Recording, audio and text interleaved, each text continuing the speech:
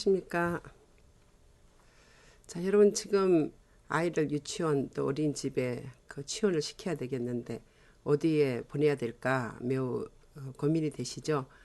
이번 시간에 여러분들이 고민하고 있는 유아교육기관 어떻게 선택을 해야 될 것인지, 그럼 유치원하고 어린이집은 어떤 차이점이 있는지 여기에 대해서 구체적으로 이렇게 알아보도록 하겠습니다. 많은 사람들이 유치원하고 어린이집의 그 차이점이 도대체 뭔가 궁금해하고 있습니다. 우리나라의 그 유아교육기관 종류는 국가에서 교육과 관련해서 인정하는 교육기관은 두 곳뿐입니다. 하나는 유치원이고 하나는 어린이집입니다. 자, 물론 학원들도 있고 또 뭐 부모 협동 그런 교육기관도 있고 많이 있어요. 영어 유치원도 있고 또 놀이 유치원도 있고 뭐 이런 게 있는데 진짜로 우리 그 국가에서 권장하는 교육 과정을 가지고 제대로 교육을 하는 데는 유치원과 어린이집이 있는데, 유치원은 어떠냐면 브라운이라는 선교사가 우리나라에 와서 이화여대에 있는 부설 유치원 거기를 세우고 또 중대 부설 유치원을 세우면서 우리나라 유아교육이 시작되었다고 보시면 되겠습니다. 자, 그때 거의 다 이제 일본의 교육을 많이 가지고 왔는데, 일본의 교육은 또 누구한테서 왔냐면 프레벨의 그 교육이 많이 이제 일본하고 상관이 있어요. 그 교육 프로그램을 가지고 오늘날까지 이렇게 많은 변천을 겪으면서 교육 과정이 바뀌면서 오늘날까지 누리교육 과정에 의해서 교육을 하고 있는 곳이 유아교육기관이 유치원이고요. 어린이집은 우리가 산업화가 되다 보니까 엄마들이 많이 이제 직장 생활을 하게 됐잖아요.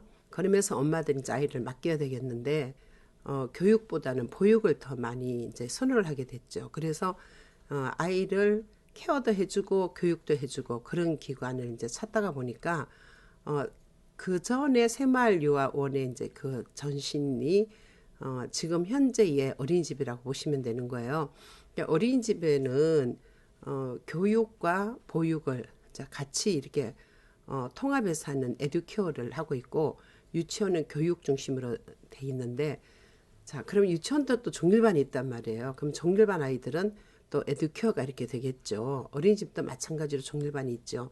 에듀케어가 되겠죠. 그래서 어린이집은 보육과 교육을 같이 통합해서 하는 곳이라고 보시면 되겠고, 유치원은 유치원 교육 프로그램을 이제 교육부에서 그 인정하는 그런 프로그램이 있어요. 그것을 가지고 아이들에게 교육하는 기관이다 이렇게 보시면 되겠어요. 자, 그러면 유아 교육의 이 대상을 한번 보겠습니다. 자, 교육의 대상은 지금 어떻게 돼 있냐면 유치원은 만 3세에서 만 5세로 돼 있습니다. 자, 그리고 어린이집은 만 0세부터 만 5세로 돼 있는데, 중요한 것은 만 3세와 만 5세가 유치원이나 어린이집이나 양쪽이 다 겹친다는 거죠. 자, 그러면 만 3세하고 이제 만 5세 아이들의 교육 과정이 현재 우리가 하고 있는 누리교육 과정이에요. 그러니까 유치원도 만 3세, 만 5세는 누리교육 과정을 가지고 배우고, 또 유치원은 원래 이제 취원할 수 있는 연령이 만 3세부터잖아요. 그러니까 만 3세, 만 4세, 만 5세 교육 과정이 누리 과정으로 하나로 통합이 돼서 연령 구분 없이 지금 이렇게 되어가고 있다는 거죠. 그렇게 2020년부터 이제 교육을 하고 있는 것이고, 자, 어린이집은 0세부터 이제 5세인데, 여기서 이제 그 만 0세부터 만 2세까지는 표준 보육 과정에 의해서 교육을 하게 됩니다.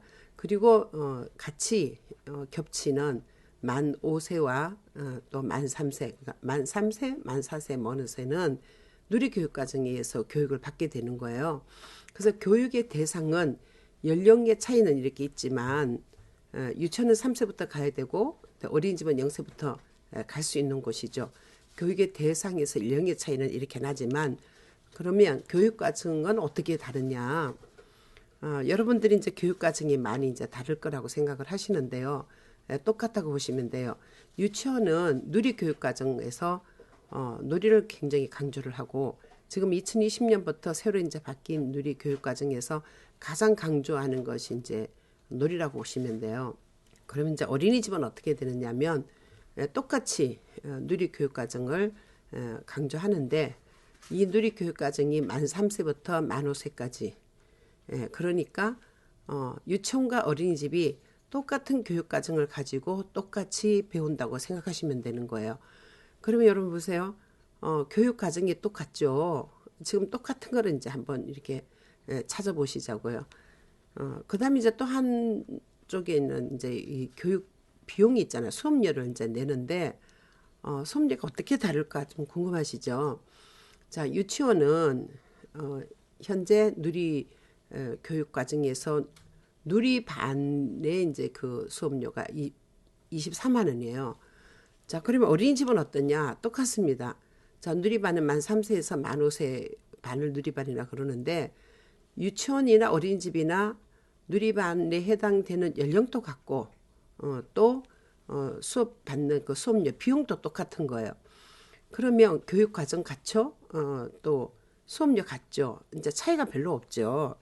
근데 이제 여러분들이 그 생각하시기에 그러면 유치원은 좀 더 비싸고 또 어린이집은 조금 더 싸다고 이렇게 생각을 하시는데 그전에는 이제 좀 특할비라든지 뭐 이런 것들이 있어서 어린이집이 조금 더 이제 비싸게 받고 그런 이제 경우는 있었어요. 그거는 이제 원에 뭐 사립이 있냐, 뭐 국공립이 있냐, 뭐 이제 그런 차이가 있지만 그거는 너무 많기 때문에 제가 여기서 다 설명할 수는 없고 그래도 국가에서 인정하고 하는 그 교육과정 똑같고 수업료 똑같다고 이렇게 보시면 되는 거죠.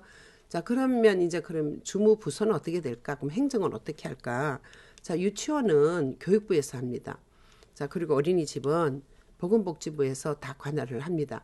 자, 뭐 그전에 그 어린이집이 이제 잠시 그 노무현 대통령 시절에 여성가족부로 있다가 이제 다시 보건복지부로 이제 오게 됐는데 어쨌든 교육부와 보건복지부를 나눠서 이제 그 이원적인 행정을 하고 있다고 이렇게 보시면 되는 거예요. 자, 그러면 평가는 어떻게 될까요? 여러분들이 이제 뭐 유치원인데 무슨 평가가 있나 어린이집 애들 무슨 평가를 하나 이제 그렇게 생각하실 건데 모든 교육기관은 반드시 평가가 있습니다. 자, 평가는 지금 어떻게 되어 있냐면 유치원은 통합 평가 지표를 가지고 평가를 받고요. 자, 또 어린이집도 똑같이 통합 평가 지표를 가지고 평가를 받습니다. 여기 있는 지표가 유치원은 교육이라고 이렇게 적혀져 있으면 어린이집은 보육이라고 그렇게 적혀 있는 그 한 가지 차이입니다. 보육이냐 교육이냐 한 가지 한 글자 차이고 모든 평가 지표는 그대로입니다. 그래서 누리 교육 과정에 의해서 수업을 받는 아이들은 이제 교사가 아이들을 평가를 하는데 자, 모든 그 평가가 어디로 됐냐면 통합 평가 지표에 있는 그 문항에 거기서 이렇게 하는 문항에 이렇게 퀘션이 있어요. 그러면 그 문항에 맞게끔 이렇게 평가를 이제 받게 되는데 유치원 어린이집 똑같이 동일한 지표를 가지고 하기 때문에 다르다고 차이가 있다고 할 수 없는 거죠.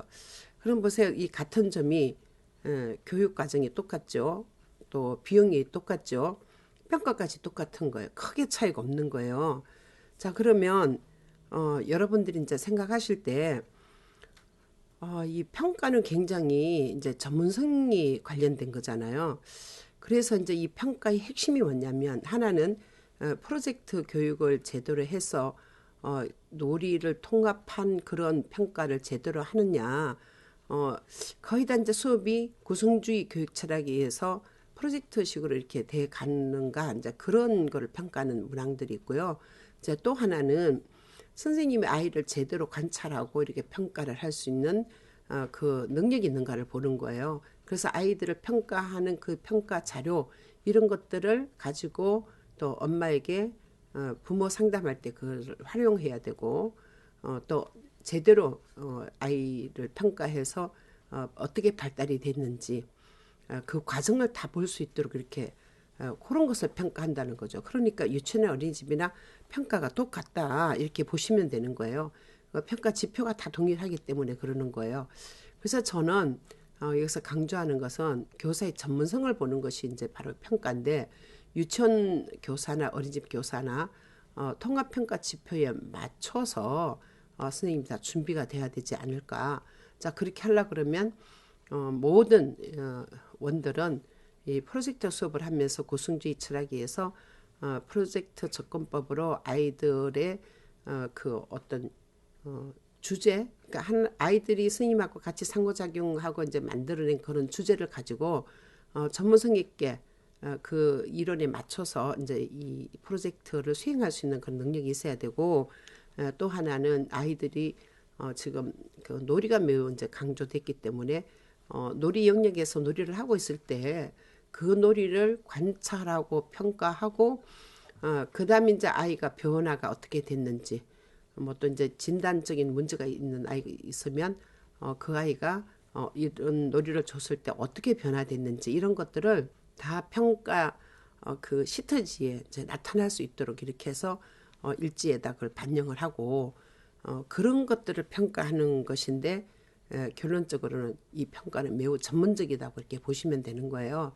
자, 그 다음에 이제 이 프로그램인데, 프로그램은 여러분들이 굉장히 이제 궁금하실 거예요. 어떤 프로그램을 하고 있는가? 제가 그 이 영상 앞에 이제 찍어 놓은 것이 굉장히 이제 전문적인 그런 내용들이 들어 있어요. 교육 프로그램에서 가장 중요한 것은 원장의 교육 철학이다. 그러면 교육 철학이 구성주의로 가야 된다. 그럼 구성주의에 맞는 철학은 프로젝트다, 이렇게 얘기를 했어요. 그래서 여러분들은 구성주의 교육 철학에 근거한 그런 프로젝트 접근법을 가지고 수업을 하고 있는 원들은 좋은 프로그램을 하고 있다고 보시면 되는 거예요. 그러면 이제 유치원은 이렇게 하고 있는 원들이 많아요. 그러면 어린이집은 어떠냐? 프로그램이 똑같습니다. 자, 구성주의 교육 철학에 근거한 프로젝트 접근법을 하는데 여기는 교사 개인차가 있다는 거예요. 자, 교사가 제대로 교육을 받고 이런 교사들은 구성주의 철학도 알고 교육 철학도 알고 또 여기서 파생된 그런 프로그램을 가지고 제대로 아이들이랑 상호작용하면서 이제 수업을 할 수 있는데, 제대로 교육을 안 받은 선생님은 유치원이나 어린이집이나 똑같이 이런 교육을 안 받은 선생님은 한계가 있다는 거죠. 그래서 여러분들이 원을 선택할 때 원장님의 철학도 보셔야 되고 또 교사의 전문성도 봐야 되고 또 하나는 교육 프로그램을 보셔야 되는 거예요. 그 원의 교육 철학과 프로그램이 동일하면 같은 교육 철학에 같은 프로그램 하고 있으면 좋은 원이에요. 그래서 유치원 상관없고 어린이집 상관없다는 거죠. 유치원도 교사가 교육을 안 받으면 제대로 이것을 해내지 못하면 전문성이 없는 거고, 어린이집도 선생님이 시설은 조금 이렇게 물리적인 시설은 좋지 않다고 할지라도 제대로 전문성 있게 교육을 받고 구성주의 교육 철학에 근거한 그런 프로젝트를 해낼 수 있는 선생님이라면 여러분들이 아이들 교육적인 측면에서는 아무 상관이 없다는 거예요. 앞에서 제가 그 강의해 놓은 것을 이제 이렇게 보신 분들은 굉장히 이제 그 전문적으로 이렇게 설명을 해놨기 때문에 여러분들이 이제 그 들을 게 많은 거예요. 예를 들어서 교육 철학, 뭐 성숙주의, 행동주의, 그 다음에 진짜 우리가 지금 지향해야 될 그 교육 철학이 구성주의잖아요. 구성주의에 대해서 아주 자세하게 설명을 해놨기 때문에 이제 그것을 또 참고를 하시면 되겠고요.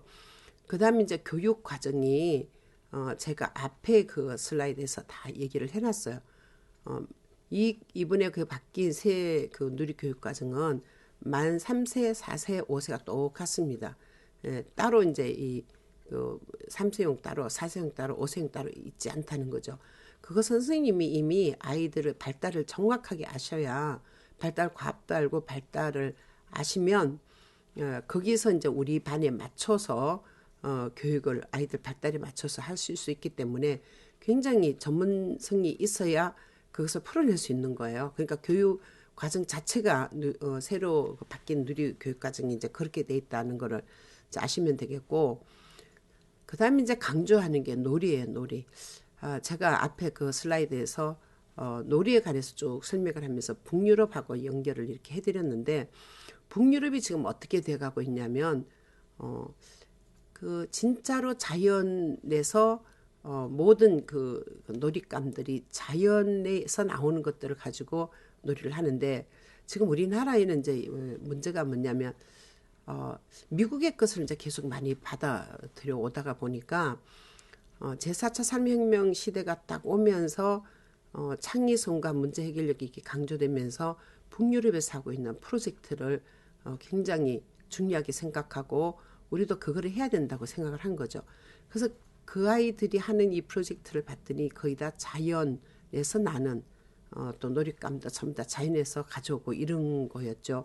근데 우리는 갑자기 이제 이 그 교육 과정이 그전에 뭐 어린이집도 유치원 거를 가지고 이렇게 쓰다가 새로 이제 이 표준 교육 과정이 나오면서 또 바뀌다가 이제 결국은 몇 번 이렇게 변화를 가지고 오면서 이번에 이제 바뀐 것이 이제 똑같이 새 누리 교육 과정이 그렇게 된 거예요.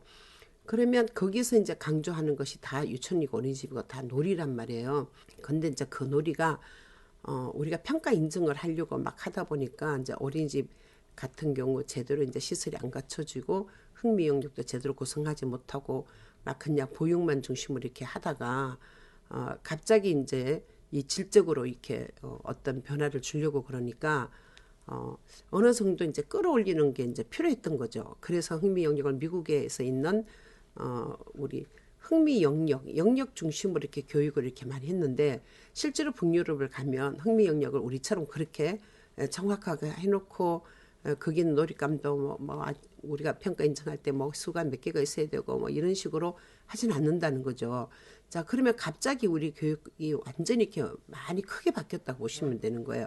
미국의 것을 가지고 이렇게 오다가 제4차 산업혁명 시대가 이렇게 오면서 아이들의 창의성이 중요하고 문제 해결력이 중요하기 때문에 그거는 놀이에서 찾아야 된다. 그러고 북유럽의 것을 가져다 보니까 갑자기 우리가 북유럽의 교육을 우리 교육 과정에 이제 넣어서 이렇게 하려고 하다 보니까 선생님들이 딜레마에 처하는 거예요.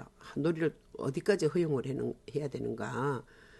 그러면 그전에 성미 영역에서 놀았던 그 놀이는 다 없애야 되는 건가. 자, 이런 고민을 많이 하게 됐다는 거죠. 근데 지금은 숲유치원에서 하는 이 프로그램들이 거의 다 북유럽에서 하고 있는 놀이하고 너무나도 비슷하다고 보시면 돼요. 어느 정도 위험도 이게 감수를 해야 되고 아주 그 자연에 나가서 그야말로 자연에서 모든 자료를 찾고 거기서 문제 해결을 하고 또 창의적인 아이디어를 얻고 이런 거예요.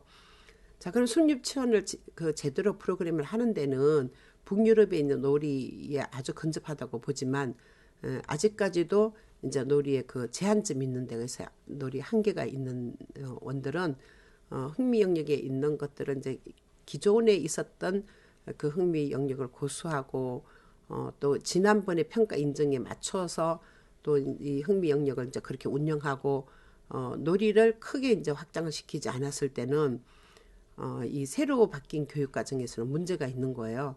그래서 이제 지금은 놀이 영역도 이제 크게 확대를 할 수도 있고 또 아이들 흥미 없으면 이렇게 줄여도 되고 뭐 이런 것들이 이제 선생님들이 많은 교육을 통해서 이제 보수 교육 이런 거를 하면서 교사 교육을 하면서 이제 바뀌어지고 있는데 실제로 쉽게 이렇게 바뀌어지지는 않습니다. 왜냐하면 선생님들이 거기에 너무나도 이제 빠져 있는 거죠. 그래서 많은 이제 교사 연수를 하면서 선생님들이 그 놀이를 직접 해보면서 이제 많이 그 변화를 추구하고 있는데 선생님들의 실제 사례 같은 것도 이제 많이 이렇게 제시도 하고 그래요. 그래서 그런 걸 보고 선생님들도 배워야 되고 결론적으로 우리가 가는 것은 뭐냐면 놀이인 거예요. 놀이. 교육 프로그램은 프로젝트를 놀이를 하면서 놀이로 프로젝트 접근법을 풀어내고 교육 과정을 통합한 그런 프로젝트를 하는 원들이 앞으로 굉장히 성공할 가능성이 많다는 거죠. 그러면 여러분들은 어떻게 해야 되냐면 고성주의 철학에 의해서 하고 놀이를 중요시하고 우리나라 국가 수준의 교육 과정을 그대로 이렇게 하면서 이것을 프로젝트로 연결해서 주제 중심으로 통합을 해서 아이들에게 제대로 가르칠 수 있는 원 그런 프로그램을 사용하는 원이 여러분들이 선택하면 틀림없이 아이들이 창의성과 문제 해결력 이런 거 다 신장하고 결국은 우리 그 AI 시대에 정말 너무 앞으로 이제 10년 이내에 큰 변화가 있을 건데 이 변화무쌍한 시대에 아이들이 적응할 수 있는 아이들은 이런 교육을 받아야 된다는 거죠. 근데 아직까지 프로젝트도 옳게 못하고 놀이도 이렇게 확장해 사지 못하고 구승주의를 한다고 하지만 행동주의를 하는 것처럼 하면서 이렇게 구승주의를 하고 있는 그런 반구승주의 프로그램 하고 있는 데가 너무나도 많다는 거죠.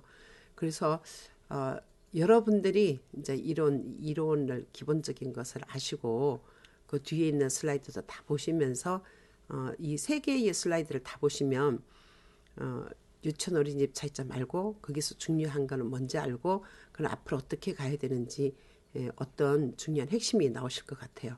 자, 이번 시간에 이렇게 해서 제가 유치원과 어린이집의 이제 차이점을 여러분 이제 궁금해하는 것을 알려드렸습니다. 자, 결론은 차이 있는 게 별로 없다는 거죠. 주무 부처가 다르고 자, 그다음에 같은 것이 보세요. 뭐 대상도 누리과정 똑같죠. 그다음 교육과정 같죠. 수업료도 똑같죠. 평가도 똑같죠. 프로그램도 똑같아요.